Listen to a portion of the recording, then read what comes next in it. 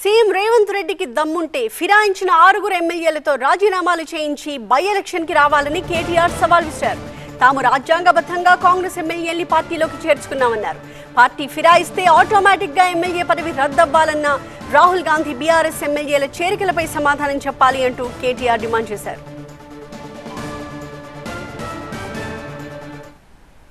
రేవంత్ రెడ్డి నువ్వు మొగోను అయితే నీకు దమ్ముంటే తీసుకున్న 6 ఎమ్మెల్యేలతో రాజీనామా చెప్పి ఓట్లతోని కొట్టి ఆ 6 కూడా శాశ్వతంగా రాజకీయ సమాధి చేసే బాధ్యత తెలంగాణ సమాజం తీసుకుంటుందనే మాట నేను విజ్ఞప్తి చేస్తున్నా.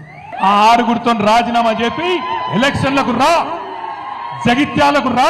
జగిత్యాల ప్రజలు సమాధానం చెప్తారనే మాట నేను విజ్ఞప్తి చేస్తా ఉన్నా. ఇంకొక మాట, ఒక్క రేవంత్ రెడ్డే కాదు, కాంగ్రెస్ వాళ్ళందరూ మాట్లాడిన శుద్ధపూసలు లెక్క. ఒక పార్టీలో గెలిచి ఇంకో పార్టీలో ఫిరాయిస్తే ఆటోమేటిక్ డిస్క్వాలిఫికేషన్ చేస్తా అని నరికిండు రాహుల్ గాంధీ. ఎక్కడనో కదా హైదరాబాద్లోనే తుక్కుగూడల మీటింగ్ పెట్టి మేనిఫెస్టోలో పెట్టి, ఇప్పుడే రమణ యాద్ చేస్తుండు, మేనిఫెస్టోలో కూడా పెట్టిండు. మేనిఫెస్టోలో పెట్టుడే కాదు, దానికి ఒక అందమైన పేరు పెట్టిండు, న్యాయ్.